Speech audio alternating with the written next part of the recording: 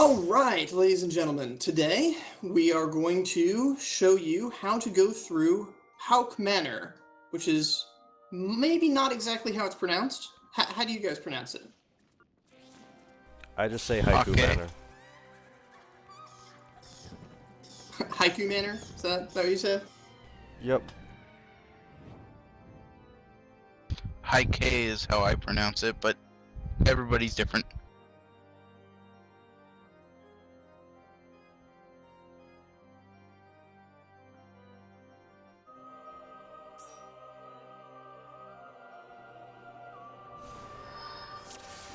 Alright, so today, as a special treat, I'm actually coming as Black Mage, a job that I know much, much better than many of these others. I've even got my fancy AF clothing, not as fancy as it can be yet, but still working on that. I am joined today by Nosaj, you may remember from previous videos. He'll be tanking for us today as a paladin. Kaide, you also know from previous videos, is once again going to be healing for us as a white mage. And newcomer to the stream, but not to our link shell, is Fidessa, who will be summoning great fiery destruction for us. Now, Haukke Manor has a very interesting map. The map is in 3 floors. We're looking at 1 floor here. But the navigation through the floors is determined by a series of doors. The end of the game is actually right up the first set of stairs. I'm going to go back and show you. Do you want to kill this? Never mind. But as you can see at the top, there's a sealed barrier that we have to get through first. So we're going to head down to the left here, and I think we're going to kick in the first door here. Yeah, go in here and get some treasures. Let's kill this handmaiden wandering around first.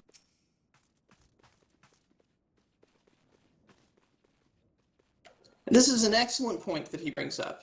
Handmaidens are bad. We're going to show you why.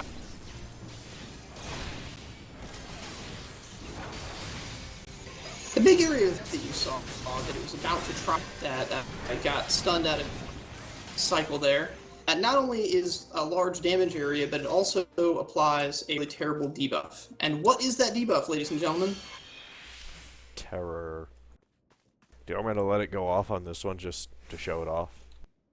Yeah, well, let's do that.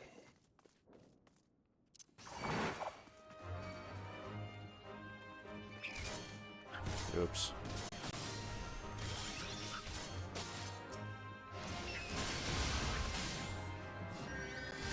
Terror! Terror, you become frozen with fear and are unable to do anything useful.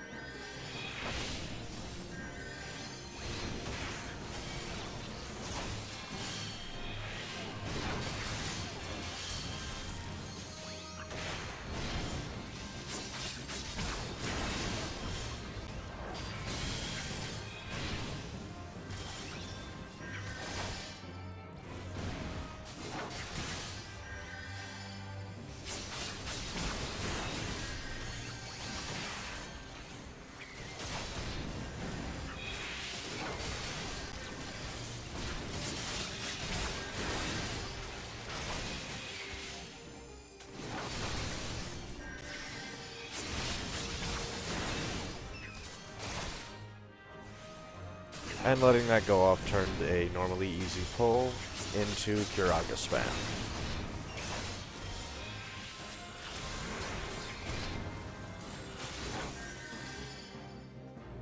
So to avoid giant problems like that, it's a good idea to try to fight them alone if possible, and to definitely stun or get out of the way of the area of effect. Getting out of the way is what most people are going to do, but for tanks, it's nice if you can stun it so you can stay in there and keep tanking it, and not have to run out of the area of effect.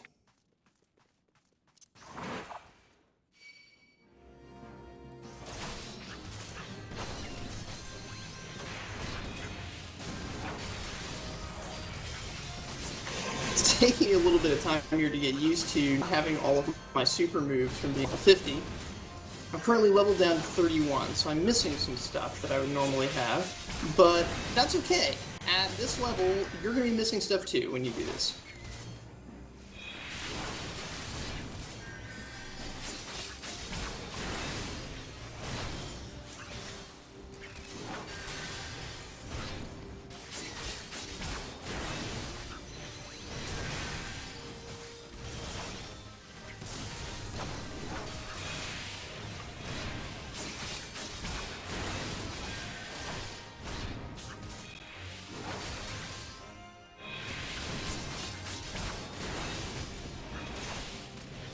So I'm explaining a little bit about the rotation using, but before I get into that, I want to point out this wall. This corner right here is a problem.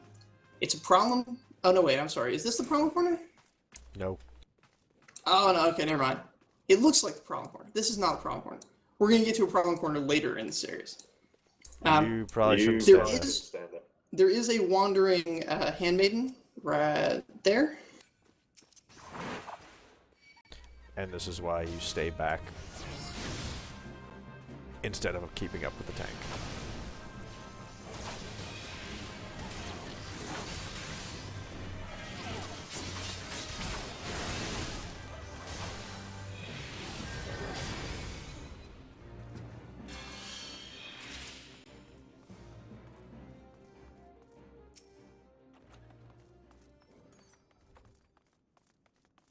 Treasure!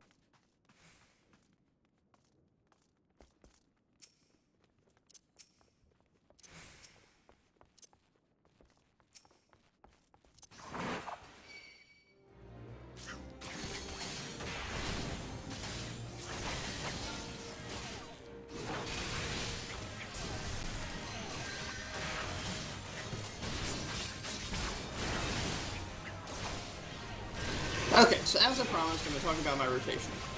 As a black mage, my rotation is fire, fire, fire, fire, fire, fire, fire, until I'm out of mana. And then things get interesting.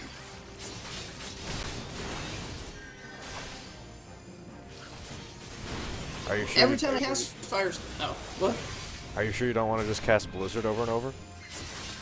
No. Fire does significantly more damage than Blizzard, and Fire gives you stacks of Astral Fire, which make your fire spells do more damage than normal anyway. Basically everything is good with Fire, except for one tiny little detail. Under the effects of Astral Fire, you don't regenerate MP at all, for any reason. So, well, there are some reasons. You can use, like, Convert will give me some MP in exchange for some health. There's some other stuff that I can do there. But generally speaking, you're not gaining MP when you're under Astral Fire. So you use Fire until you run out.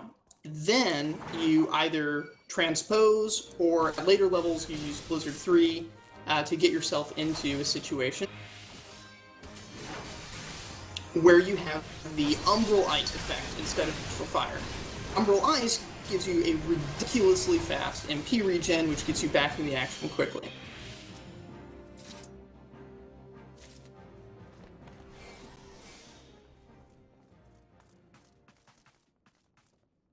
Now you notice as we're going along, we're picking up these little keys off the ground. The keys are what open the locked doors.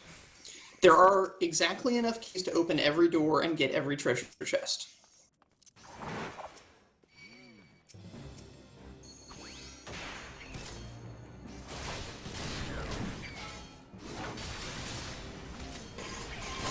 Now, while I'm in Umbral Place, waiting for my MP to come back, I'm completely useless. I'm just not as useful as when I'm throwing fire. I've got some things I can do.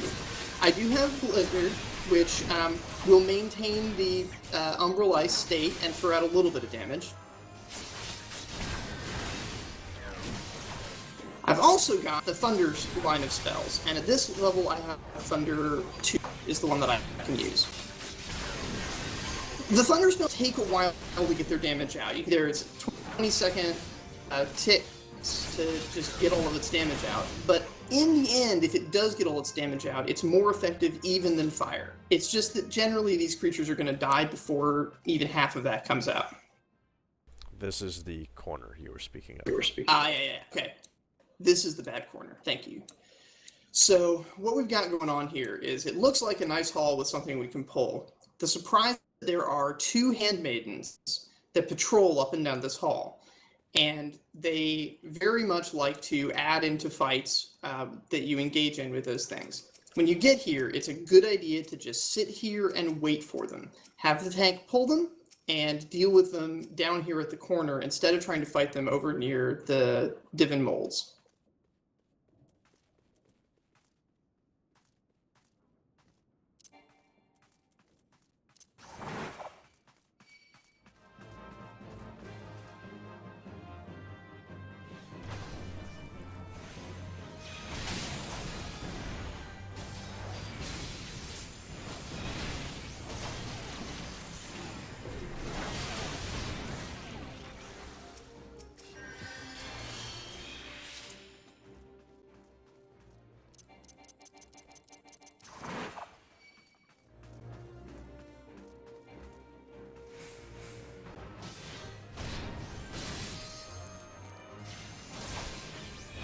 Now, in our previous video, where you saw me playing Summoner, you saw me using Emerald Carbuncle, so I hadn't quite unlocked Garuda yet, but you saw me using Emerald Carbuncle instead of using Topaz Carbuncle or Titan, because it's more of a damage dealer. It's a direct damage dealer instead of a tank. You'll see here Fidessa is using Ifrit, which is also a type of damage dealer, but is a different kind of damage dealer. Ifrit is really nice at dealing with groups, like this.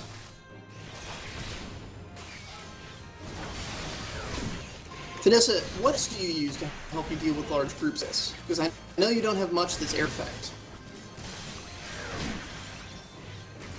No, I don't. I normally use damage over time spells.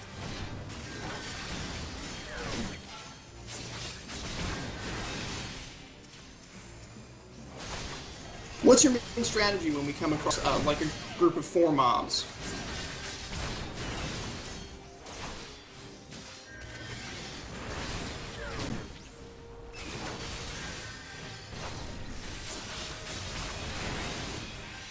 Basically, I try to have Ifrit go on one mob so that he can fight all of them, and then as I'm trying to do stuff, I do damage over time on each individual mob, and then try and go back and cast either Ruin or something that would put more damage.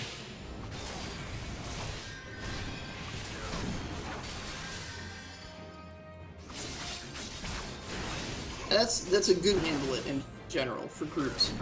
The nice thing is that her damage over time abilities, once they keep doing their job, giving freedom. I think also at this point, don't you have a thing that helps spread them to other enemies? I haven't quite gotten this far in some rankings I have. Yes, I do have Bane, which I guess if I'm a little closer, I could probably use that.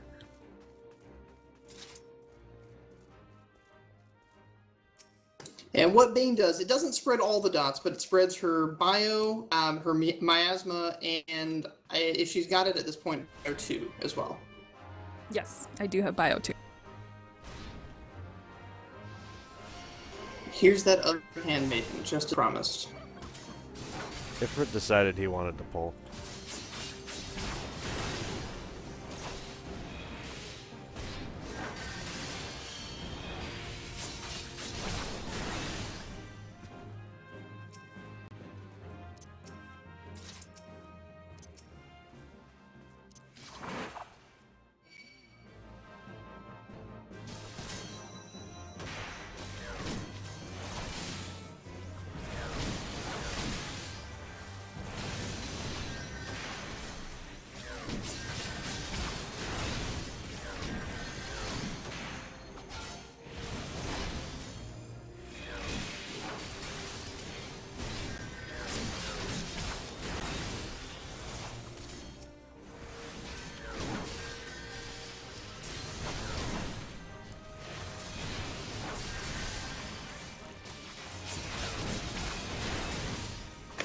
In case anyone's wondering why I'm not just throwing out... Ooh.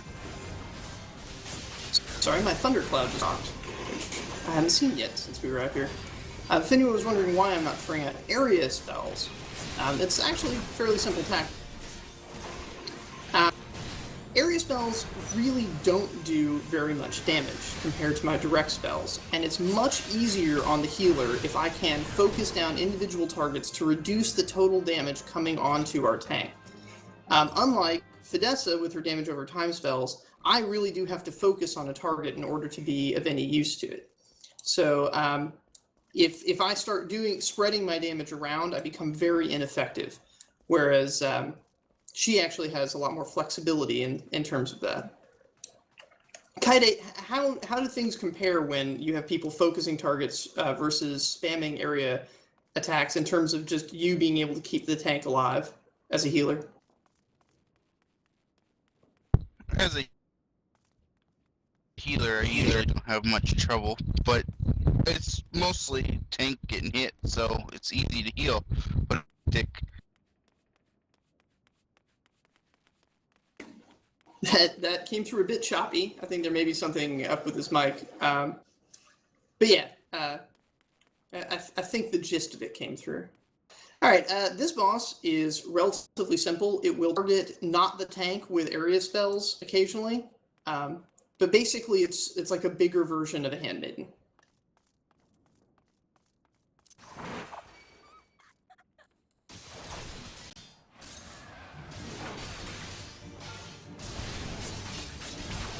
So us casters, we're keeping our range. We're still staying relatively spread out so that if we get targeted, only one of us has to run out of the area of effect. And this is going to be relatively simple. This is not a very serious boss engagement.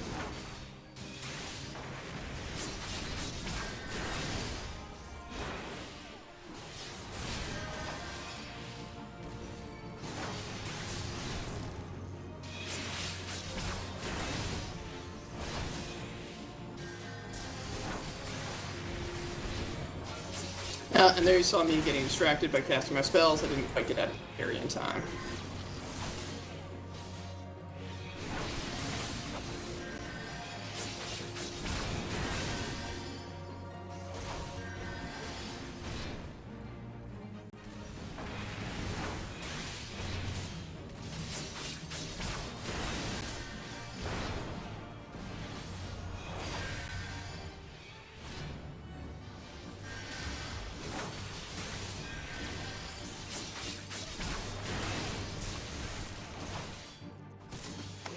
Now, one of the things... Oh, there we go. See? No damage dealt. One of the things I'm doing when I transition from Astral Fire into Umbral Ice is I'm not immediately casting my Thunder spell. I'm actually right off the bat casting Blizzard. And this is because Transpose, which is what I'm using to convert from Astral to Umbral, only gives me one stack of whatever it's converting me to. There we see, just a little stack. Throwing that Blizzard gives me a second stack, which speeds up my MP regeneration. And I'm just going to take this so I can get that Thunder off. Priority. Most of the time you want to get out of the way of area effects, but today I just trust in the supreme abilities of Kaide to keep me alive. And I'm noticing right now that our tank is taking basically no damage, which is awesome. That's everything running smoothly.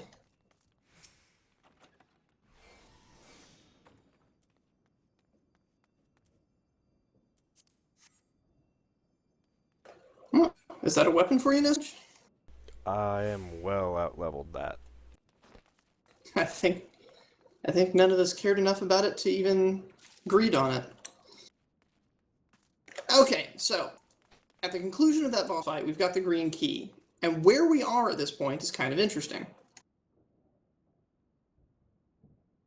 We've actually come all the way back around to the beginning again. There's the foyer. So what we're going to do is we're going to turn back around and head to the basement, the cellar edge.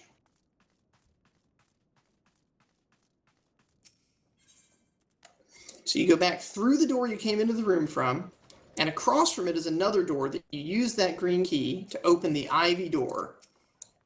And here is the basement. don't jump off this rail. You totally can. There's monsters down there. Take the stairs and get themselves killed kind of uselessly. I'm sure a team that's all, like, ready for it can handle it, but there's stairs. Come on.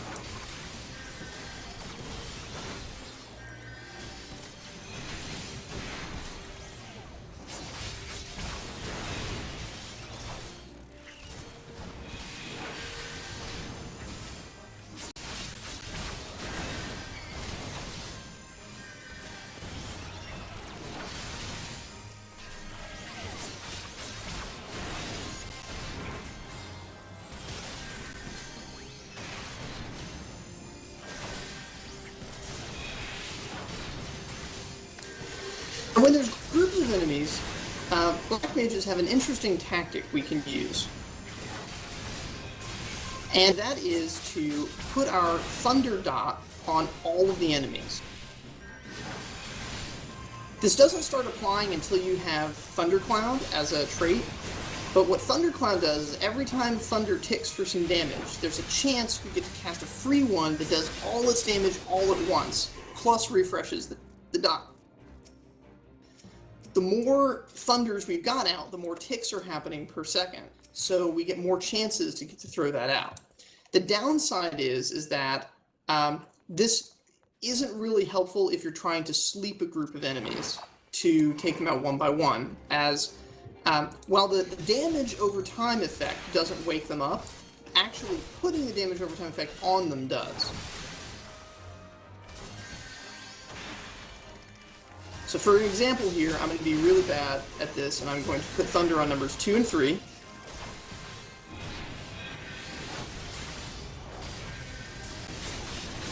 And then I'm going to put them to sleep.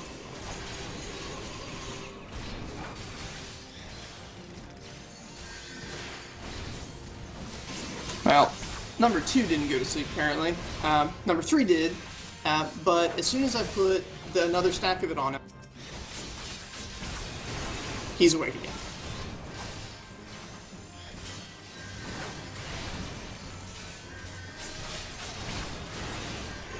And I think number 2 may have woken up from Fidessa exactly what I just did, which is putting stack of damage over time on it, and it wakes it up. If you can get all your stacks on and then put it to sleep, they'll just sit there sleeping and taking damage.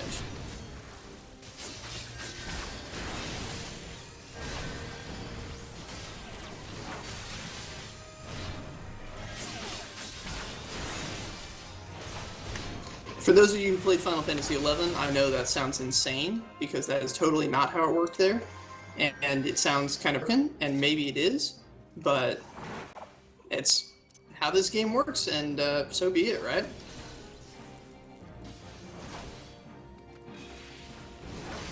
Once again, trolling handmaidens to be taken care of separately. It's just a giant pain to do it in groups with the others.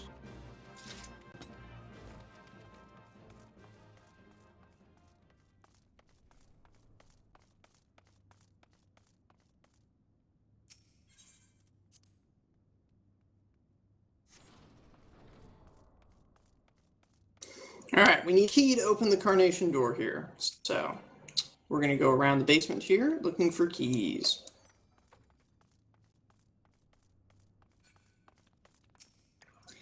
There is a treasure chest inside this room that No Sedge went and got for us. Yeah, I can't show it to you anymore because he got it, but it was in there.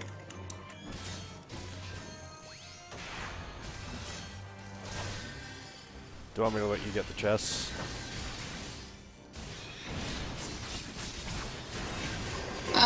Well, just so they can see him. I do have a stream too, so.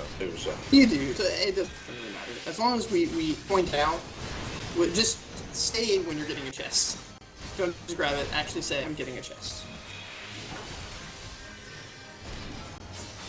Grabbing chests is just habit at this point.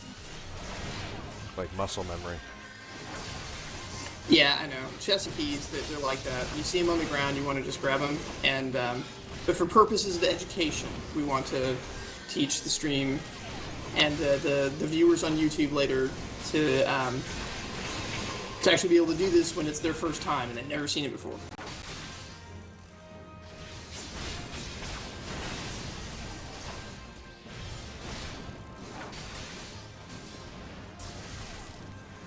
Oh, that was nice. I got 2 thunderclaps in a row. Okay, in this room is a tiny key. Definitely get. 2 tiny keys. 2 tiny keys, 1 on each side. Important.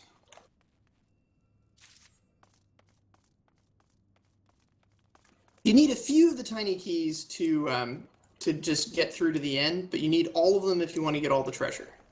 This is one of the few useless rooms. It's the only one in this dungeon. Yes. Those monsters in that room, there is absolutely no point in fighting them, and we will prove it to you by fighting them and showing you that there's nothing in the room. Or, yeah.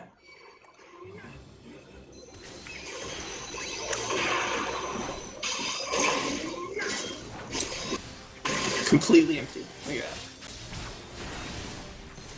It's also probably the easiest room in the dungeon.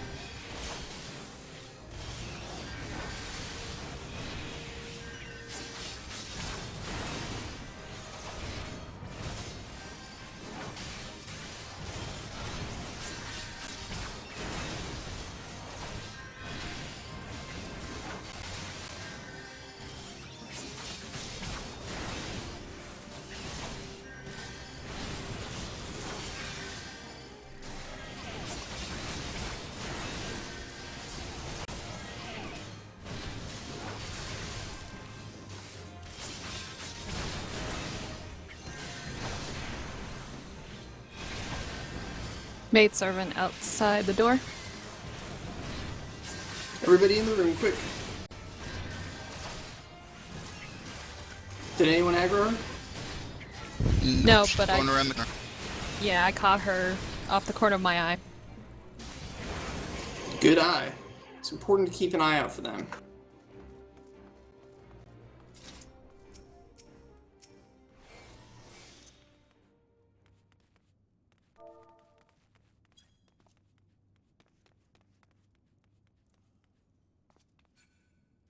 She'll be coming back. They always come back. Oh, she'll be back, I think. They can't resist my sex appeal.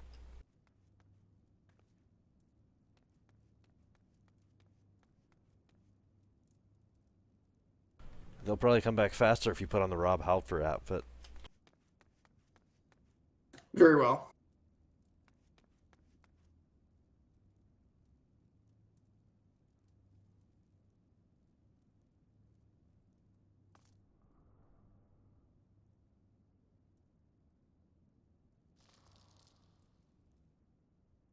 Let's see if they can resist this.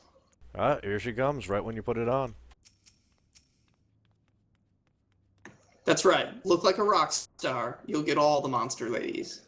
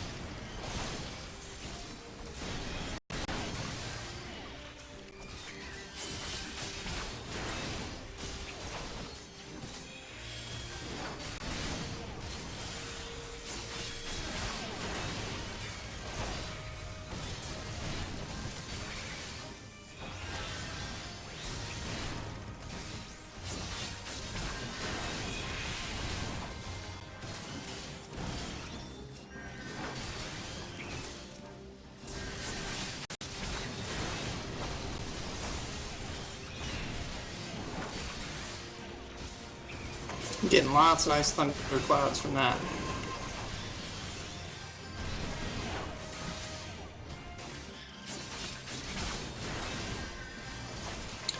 Thundercloud isn't something to rely upon. It's far too random, but when it happens, it's a nice bonus.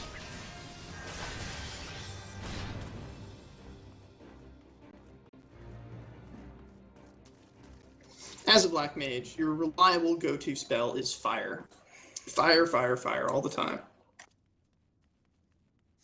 Even when you get the higher level ones, the first fire spell is still more efficient. And there's a chest in the corner. Treasure! Treasure is our favorite treasure. We haven't been getting many gear drops tonight. No, it's mostly been 10, but that's randomness for you. In fact, the one gear drop we did get, nobody allotted on. Yeah. We all passed on it.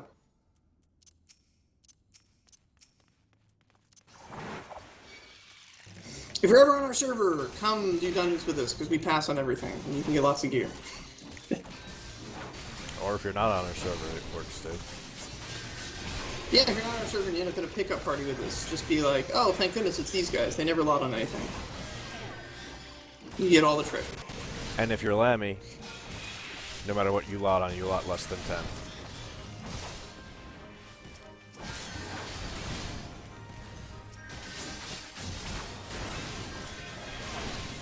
Alas, poor Lammy. His luck is terrible. It's called Lammy lotting for a reason.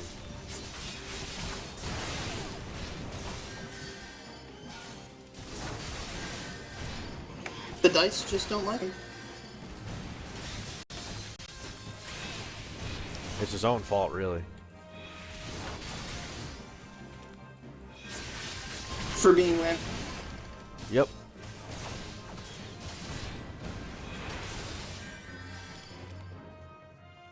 And here's our yellow key. And this is important, because this is the key that opens that door I showed you earlier that we couldn't get through, the Carnation door. So.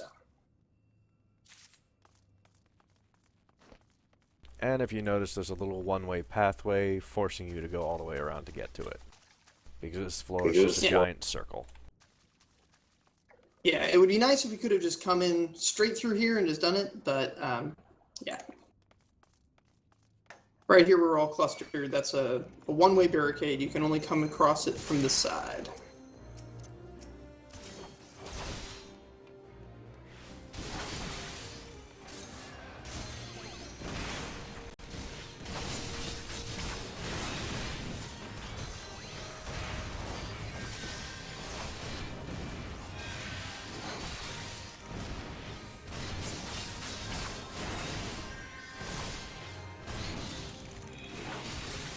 So what's your favorite dodge, Odessa? Throwing more dots. Oh, there is that. I would say Bio 2. The extra long duration? Yes. That's good stuff. This is the last tiny key that we're going to get down here.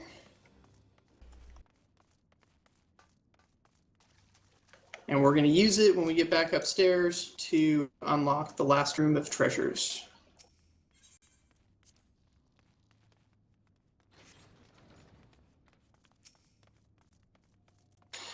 Okay, this boss fight. You got two guys here. You've got the Jester and the Steward. They are different in the way that they handle. I believe the Jester likes to do ranged area attacks, where the Steward likes to do area attacks that are close around him. Or maybe I have that backwards. The Jester is a caster, the Steward is a melee, but the Steward will use AoE attacks focused on him. Yeah. So generally, it's great to just take the Jester out first so that the AoE is localized. And yeah, I've done this both ways, and it is a little easier taking out the Jester first, but not significantly. So don't worry about that so much. Just make sure you are focusing one down, then the other. Don't try and go back and forth. Don't have your party split its damage. Pick one, focus it down. No such has chosen the Jester. The Jester's going to die. Also, the Jester keeps spikes up, and they kind of suck. Nothing too noticeable, but they're there.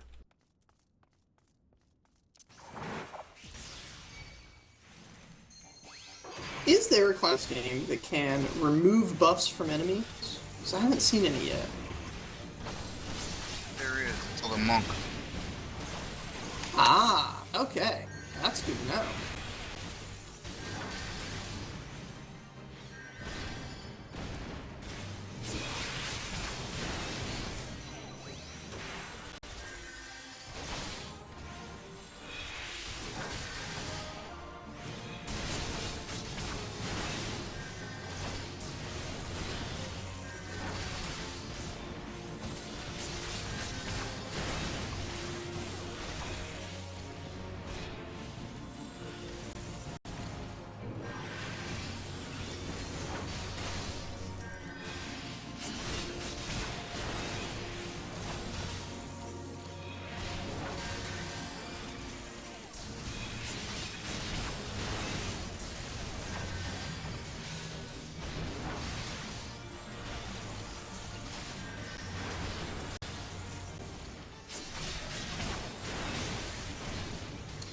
In this fight, I am not doing my thing where I put in...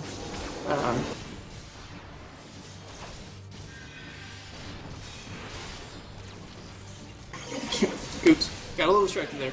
I was not doing the thing where I threw out an extra blizzard after transposing up because there were two guys that I wanted to put Thunder on, and that gave enough time during the casting of Thunder for my MP to regen back up to full, and for me to lose the stacks of Umbral Ice, which will only stay up for 10 seconds unless you keep casting a spell.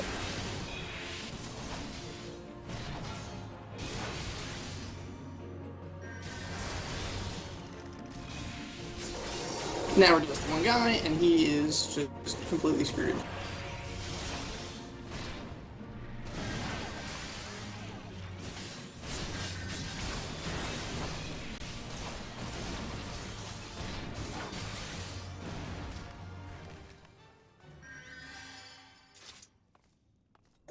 And he drops the bloody parchment, which is what we use to undo the barrier blocking the stairs. And 2 treasure chests. Yes. Treasure. Treasure is the greatest treasure.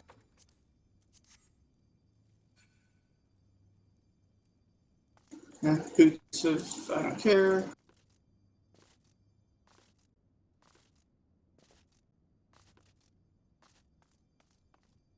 This is another thing that will blow your mind coming from 11. Jumping.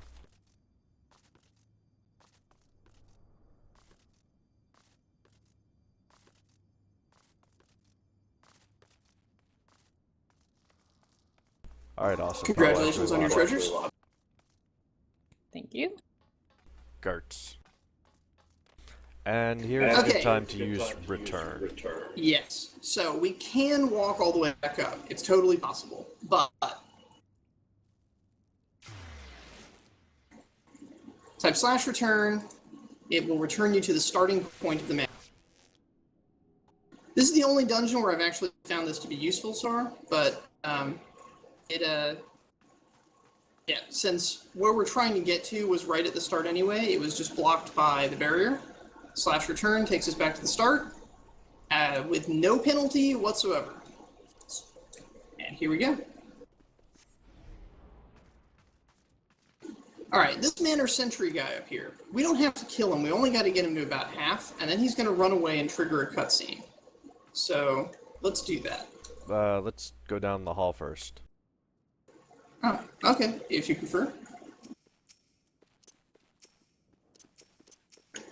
Down this hall is the last room of treasure, which we're going to use our last tiny key for.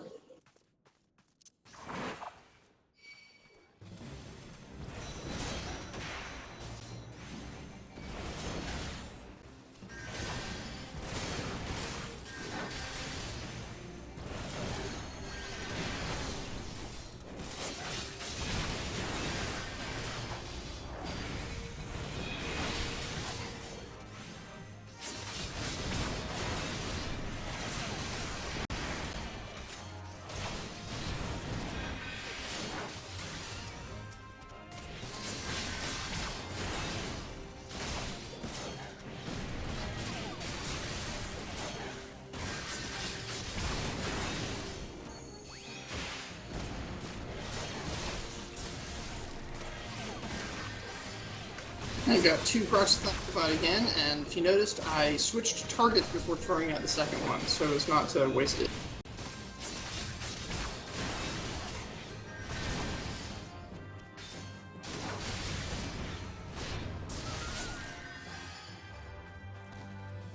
Ah, man, that was a thundercloudy fight. I hope I get that kind of luck when we're fighting the boss. And now the Room of Fire. Okay, the last treasure room. This room kind of sucks. There's a lot of guys in here. They all help each other, and they all do ranged fire attacks that are really damaging. They are called the Servitor's Lantern. And 1 dog. Yes, there's also a dog. The puppy dog is mostly harmless. The Servitor's Lanterns that are going to cause enormous trouble.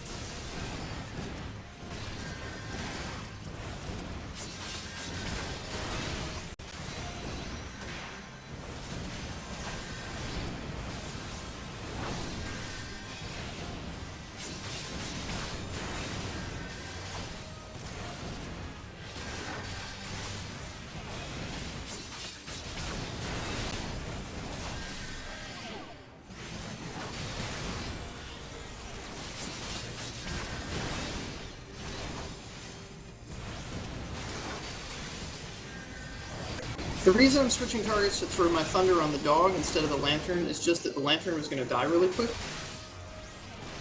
And the dog, because it was going to stay up longer, would get more of the effect of thunder on it.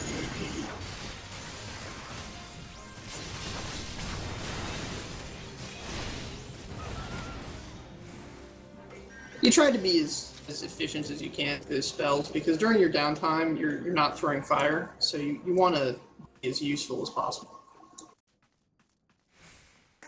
And here is the last piece of treasure. Ooh, that's a nice choker for mages.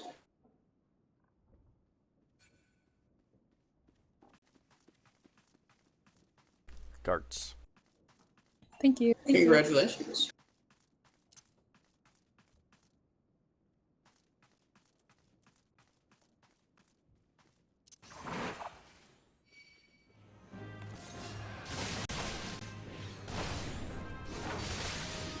Oops. Misclick there. Almost tried casting sleep on it for absolutely no reason.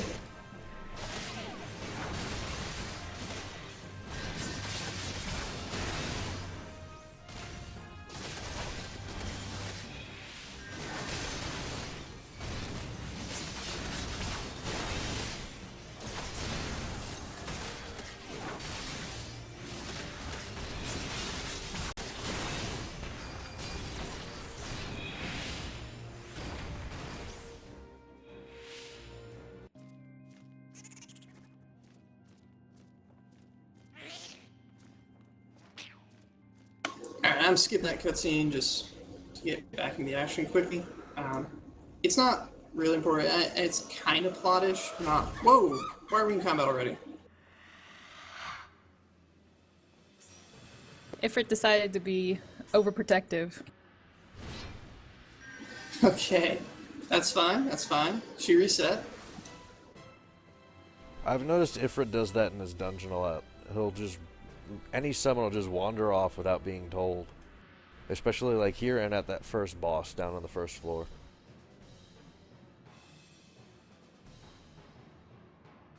Now, normally with a single target boss, a summoner will switch into either Emerald, Carbuncle, or Garuda for single target. But this boss has a problem, which is that the ads are more threatening than the boss.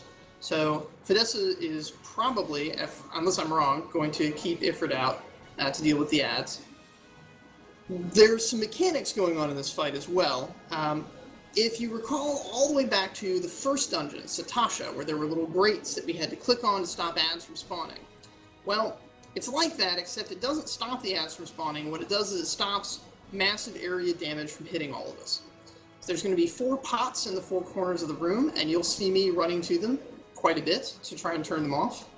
I think Nosnag is probably just going to focus on tanking for this one. But us damage dealers and casters, we've got to be on the ball to deactivate pots, or they're going to throw lightning all over the place and just be very, very hard to deal with. Normally, what most parties do, whether it's a melee or a mage damage dealer class, they'll just split the room so one takes 2 lamps, the other takes the other 2 lamps. So which 2 would you like, Fidessa? I'll take left side. All right, I'll take the right.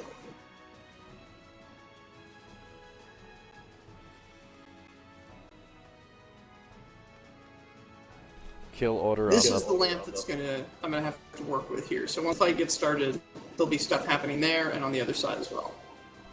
Kill order on the ads will be handmaiden, and then sentry.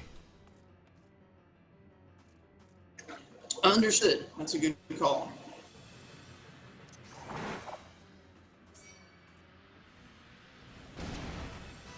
I personally think that the biggest thing parties have trouble with in this, when they're first trying it, is managing the ads. These ads are very damaging, very threatening, and they need to be dealt with far more urgency than any previous dungeon that you'll have encountered at this point. And they have a tendency to beeline for the healer. That they do. Lamps.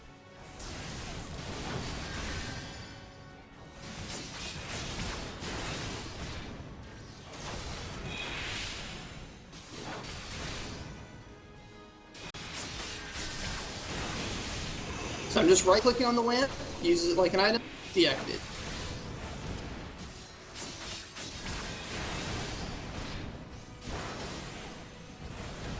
And we're back to business as usual.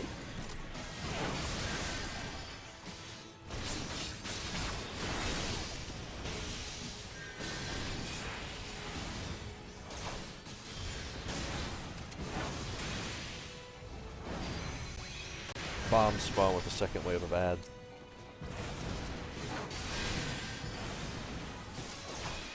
Or second wave of lamps, rather.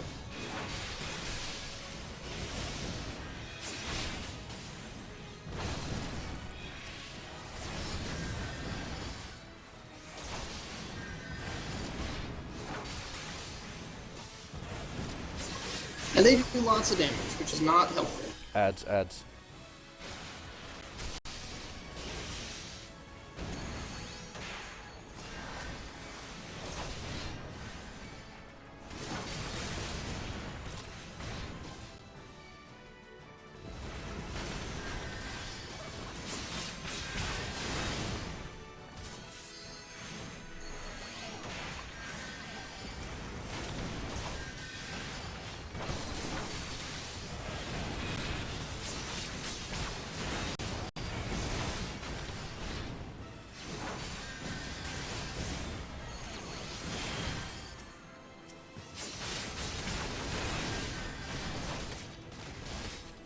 And there we go. With the ads under control, the fight returns to normal ease. How hard was that to heal through, Kade? Well, as I used to be a raid healer, it wasn't hard.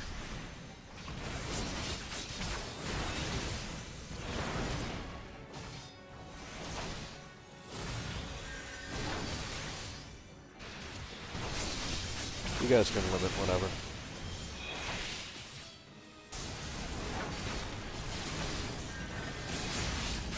Here comes the Star Storm.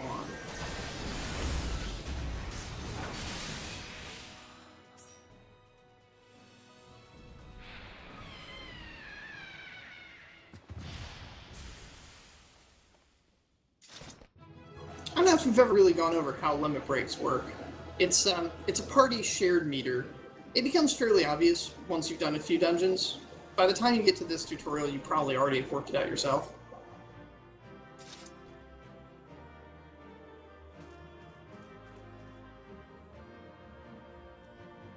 That seems to be the most common drop here. Yeah. I'm gonna pass on this one. It's so common, I already have it.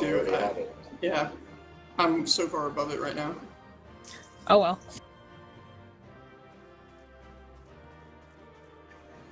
See, like I said, everybody needs to party with us because we pass on all.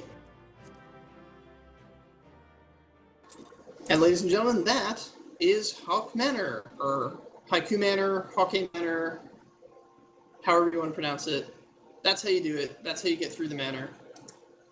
And yeah, see you next time on our next destruction of a dungeon.